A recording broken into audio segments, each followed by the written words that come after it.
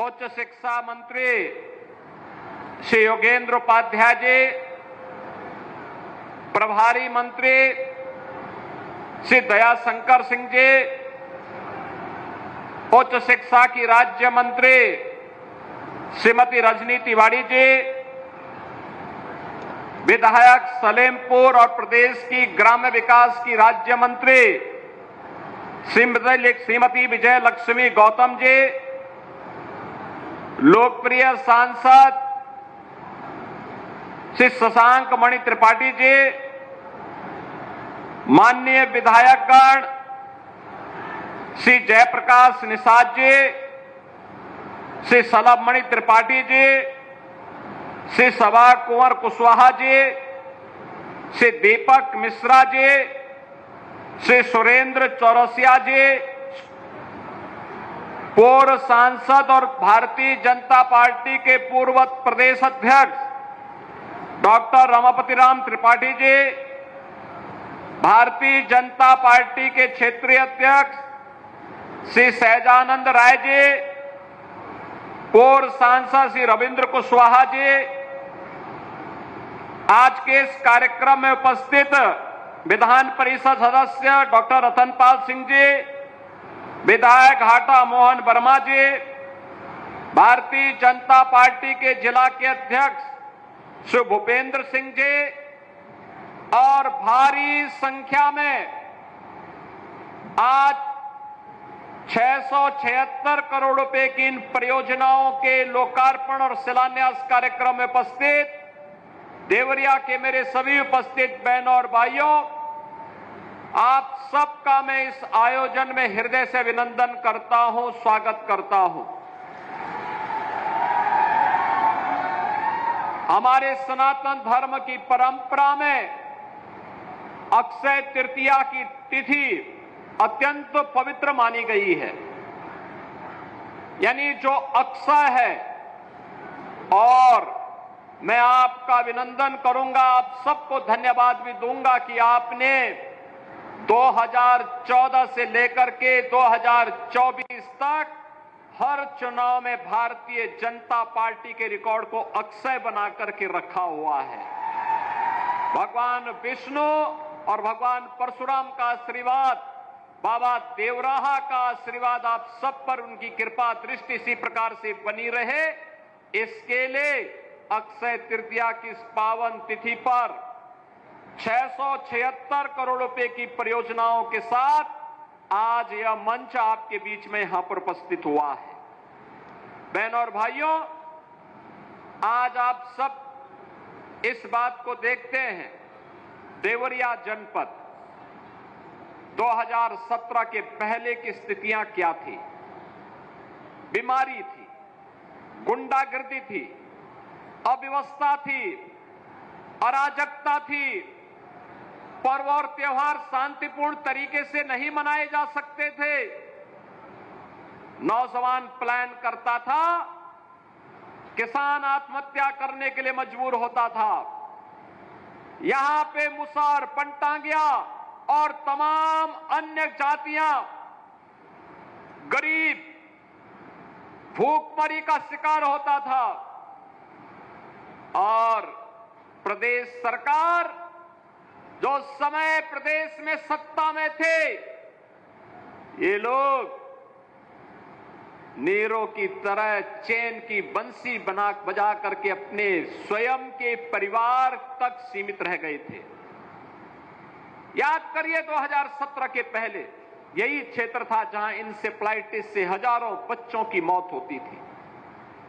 ये वही क्षेत्र है 17 के पहले जिस क्षेत्र में कोई पर्व और त्योहार आता था, हर व्यक्ति सशंकित होता था, पता नहीं इस बार की दुर्गा पूजा में क्या हो जाए, होली में क्या हो जाए। लोगों के मन में एक भय, एक आशंका होती थी, और कभी कभी तो सरकारें ऐसा करती थी कि गांव के लोगों को, पूरे गांव को उठा करके बंद कर देती थी। पता ही नहीं लगता था। जब हम लोग ढूंढते थे वे गांव के लोग कहां चले गए, तो पता लगता था कि महिलाएं तो भाग गई हैं, पुरुषों को जेल के अंदर ठूंसा हुआ है। किस कार्य के लिए? क्योंकि लोग दुर्गा पूजा करना चाहते थे, नहीं करने दिया, उन्होंने थोड़ा विरोध किया, उनको जेल के अंदर ठूंस दिया। बहनों और भाइयों, यही दृश्य होता था। लेकिन आज स्थितियां बदली हैं। डबल इंजन की सरकार प्रधानमंत्री मोदी जी के नेतृत्व और मार्गदर्शन में उत्तर प्रदेश देवरिया ही नहीं, अब तो उत्तर प्रदेश दंगा मुक्त भी हुआ है, माफिया मुक्त भी हुआ है और विकास की गति को तेजी के साथ आगे बढ़ाने वाले राज्य के रूप में आगे बढ़ा है। और उसी स्पीड को गति देने के लिए हम यहां पर आए हैं। अभी यहां पे एक डिग्री कॉलेज का उद्घाटन हुआ है। 4 मंजिला भवन है डिग्री कॉलेज का। डिग्री कॉलेज का, सरकारी डिग्री कॉलेज का देवरिया में कोई 4 मंजिला भवन अभी तक नहीं रहा होगा। पहला भवन यहां पे बन गया है पड़िया पार में। और एक साथ आर्ट्स यानी कला, विज्ञान और वाणिज्य तीनों की कक्षाएं चलेंगी। इसमें एक साथ प्रारंभ होंगी, सत्र में यहां प्रवेश प्रारंभ हो जाएंगे। ऐसे ही पथरदेवा में डिग्री कॉलेज में वाणिज्य संकाय को प्रारंभ करने की कार्रवाई भी हो रही है। और गौरी बाजार के कॉलेज में भी वहां पर एक ऑडिटोरियम का निर्माण हो, वहां के सभी गतिविधियों को संचालन किया जा सके, इसके लिए भी ये सभी कार्यों को आज प्रारंभ किया जा रहा है। बहनों और भाइयों, कोई कल्पना करता था इससे पहले कि ऐसे संस्थाएं गांव में बन पाएंगी, ग्रामीण क्षेत्र में बन पाएंगी? एक कल्पना से परे की बात थी। रेलवे के रूप में, मेट्रो के रूप में, रोपवे के रूप में, इनलैंड वाटरवे के रूप में आज हमारी पहचान बन रही है वर्ल्ड क्लास एक्सप्रेसवे के रूप में। अभी एक नई एक्सप्रेसवे का शुभारंभ होने जा रहा है जो गोरखपुर से सिलचर तक जाने वाला है और देवरिया उससे पूरा कवर हो जाएगा। ग्रीन फील्ड एक्सप्रेसवे पूरी कनेक्टिविटी दिल्ली तक देंगे। गोरखपुर से शामली को जोड़ने के लिए भी कार्रवाई हो रही है। तो ये मान के चलिए कि आप देवरिया से सीधे शामली या दिल्ली कहीं भी जाना हो, बहुत कम समय में ये सभी कार्य आगे बढ़ेंगे। क्यों ये सड़कें सिंगल लेन की रहेंगी? हम आश्चर्य करते थे। गोरखपुर से देवरिया आना होता था, सिंगल लेन की सड़क होती थी। आज वो 4 लेन की बन रही है। गोरखपुर से देवरिया बलिया का पूरा मार्ग 4 लेन की कनेक्टिविटी के साथ जुड़ेगा। देवरिया से हाटा मार्ग के चौड़ीकरण के कार्यक्रम को भी हम लोग आगे बढ़ाएंगे। अब ये मार्ग, इस दूरी को और कम किया जाएगा। देवरिया के विधायक जी भी हैं और हाटा के विधायक जी भी हैं। देवरिया से कसिया और पडरौना के मार्ग को भी क्यों 4 लेन नहीं बनाया जा सकता है? 2 जिला मुख्यालयों को 4 लेन के साथ जोड़ने का कार्यक्रम इस सरकार की प्राथमिकता का हिस्सा है और ये सभी होने चाहिए।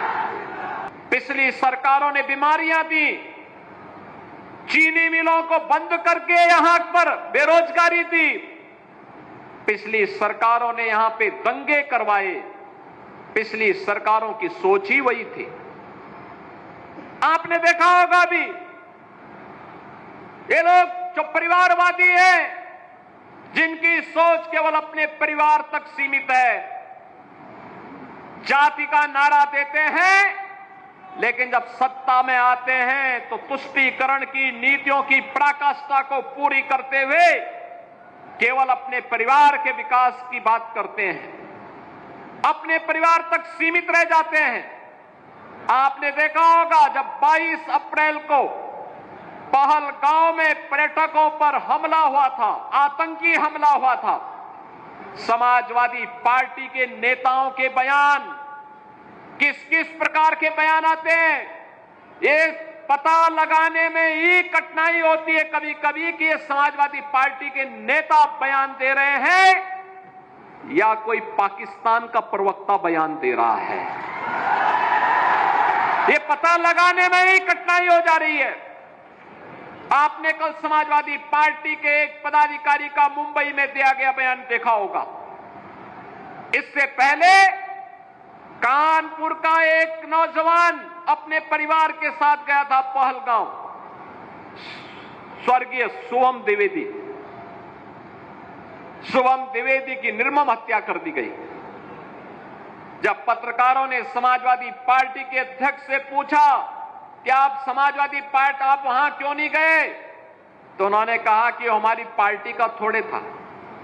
कितना दुर्भाग्यपूर्ण और शर्मनाक बयान है। बहनों और भाइयों, देश की संवेदना होनी चाहिए अपने नागरिकों पर। पूरा देश पार्टी लाइन से ऊपर उठ करके एक साथ इस घटना की निंदा कर रहा है और समाजवादी पार्टी के लोग इस प्रकार का दुर्भाग्यपूर्ण बयान देते हैं, इस प्रकार का दुर्भाग्यपूर्ण बयान देते हैं। पहलगांव की घटना में उनका एक राष्ट्रीय महासचिव बयान देता है, कहता हिंदू ने हिंदू को मारा है, यानी पाकिस्तान को क्लीन चिट देने की कुत्सित चेष्टा। उनका एक सांसद उससे भी घटिया स्तर का बयान देता है। बहनों और भाइयों, जब भी जातिवाद की राजनीति होगी, जब भी विभाजनकारी राजनीति होगी, तो तुष्टीकरण की पराकाष्ठा को पार करते हुए आपकी सुरक्षा के साथ ऐसे ही खिलवाड़ करने का कुत्सित प्रयास करेंगे जैसे वर्तमान में कुछ कांग्रेस के नेता और समाजवादी पार्टी के नेता कर रहे हैं। हमें एक स्वर से निंदा करनी चाहिए। आतंकवाद के खिलाफ देश की लड़ाई प्रधानमंत्री मोदी जी के नेतृत्व में 144 करोड़ के भारत को एक स्वर से लड़ना चाहिए। एक स्वर से प्रधानमंत्री मोदी जी के नेतृत्व में आतंकवाद का नेस्तनाबूद करने के संकल्प के साथ आगे बढ़ना चाहिए। इस संकल्प के साथ अगर हम आगे बढ़ेंगे तो जैसे 10 वर्ष में आपने देश से आतंकवाद को, नक्सलवाद को, उग्रवाद को समाप्त होते हुए देखा होगा, ऐसे ही जो थोड़े तत्व अब सिर उठाने का प्रयास कर रहे हैं, इनके भी जहन्नुम में जाने के दिन बहुत शीघ्र सामने दिखाई देंगे। और इसीलिए बहनों और भाइयों, आज हम सब आपके बीच इसी बात को लेकर के आए हैं।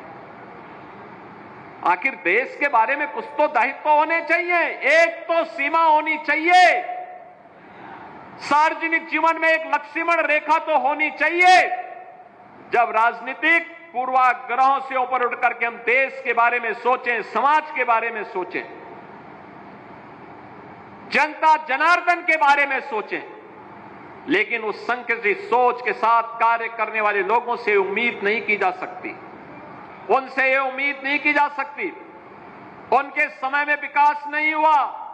बहनों और भाइयों, अगर देवरिया की चीनी मिल का मामला सुप्रीम कोर्ट में नहीं होता तो शुगर कॉम्प्लेक्स का पैसा अब तक हम लोग यहां पे उपलब्ध करा दिए होते। हमने पैसा सुरक्षित करके रखा हुआ है, लेकिन सुप्रीम कोर्ट में, माननीय उच्चतम न्यायालय में मामला लगा होने के नाते इस मामले में हमारे हाथ बंधे हुए हैं, लेकिन पैरवी हमारे स्तर पर लगातार जारी है। ये मामलों का निस्तारण होता है देवरिया जनपद में भी। यह कार्यक्रम आगे बढ़ना चाहिए। यहां के किसानों की आमदनी बढ़नी चाहिए। पिछले 10-11 वर्ष में जो परिवर्तन आया है, आज अन्नदाता किसान यूपी के अंदर और देश के अंदर आत्महत्या नहीं करता है। आज भूख से मौत नहीं होती है। आज नौजवान प्लान करने के लिए मजबूर नहीं है। आज हरेक तबके के लिए सामाजिक सुरक्षा की गारंटी सरकार दे रही है। सरकार उसके साथ में, युवा के साथ में है, महिलाओं के साथ में है, बेटी और व्यापारी की सुरक्षा के लिए प्रतिबद्ध है और हर दंगाई, हर माफिया को उसी की भाषा में जवाब देकर के उसके सीने पर चढ़ करके जवाब देने के लिए तत्पर भी सरकार है। और इसीलिए बहनों और भाइयों, हमें अब विकास के बारे में सोचना है। विकास का कोई विकल्प नहीं हो सकता, कोई विकल्प नहीं हो सकता। वही विकास लेकर के हमारे जनप्रतिनिधि जब प्रयास करते हैं तब कॉलेज का निर्माण होता है, ITI का निर्माण होता है। देवरा बाबा के नाम पर भारतीय जनता पार्टी की डबल इंजन सरकार ने देवरिया में मेडिकल कॉलेज का निर्माण किया। मेडिकल कॉलेज में आज नर्सिंग कॉलेज के भी निर्माण के कार्य को आज वहां प्रारंभ किया जा रहा है। बहन और भाइयों, नर्सिंग कॉलेज बनेगा तो बेटियों के लिए 100% मान के चलिए 100% प्लेसमेंट की गारंटी होगी, 100% नौकरी की गारंटी देने वाला कार्य है। जिन बेटियों को गोरखपुर, लखनऊ, दिल्ली या अन्य बड़े महानगरों में नर्सिंग की पढ़ाई के लिए जाने के लिए मजबूर होना पड़ता था,